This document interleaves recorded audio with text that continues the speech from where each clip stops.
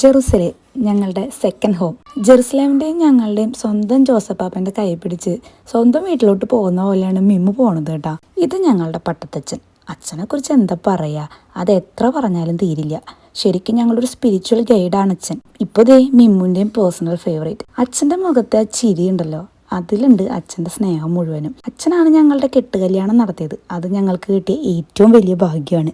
ഞങ്ങളുടെ ജീവിതത്തിൽ ഏറ്റവും പ്രധാനപ്പെട്ട ഒരു സ്ഥലമാണ് ജെറുസലേം. എന്ത് സങ്കടം വന്നാലും സന്തോഷം വന്നാലും ഓടി ഇവിടെ വന്ന് കുറച്ച് നേരം ഇരുന്ന് പ്രാർത്ഥിച്ച് കഴിയുമ്പോൾ മനസ്സിനൊരു സമാധാനം കിട്ടും. ജീവിതത്തിലെ പല പ്രധാന തീരുമാനങ്ങളും ഞാൻ ഇവിടെ വെച്ചാണ് എടുത്തിട്ടുള്ളത്. അതെല്ലാം ദൈവകൃപയാലാണെന്നും ഞാൻ ഉറച്ചു വിശ്വസിക്കുന്നു.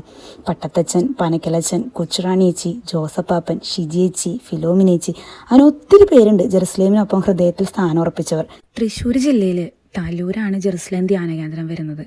നിങ്ങളെല്ലാവരും ലൈഫിൽ ഒരു പ്രാവശ്യമെങ്കിലും ഇവിടെ ഒന്ന് വരണം. ജെറുസലേം അതൊരു അനുഭവം തന്നെയാണ്.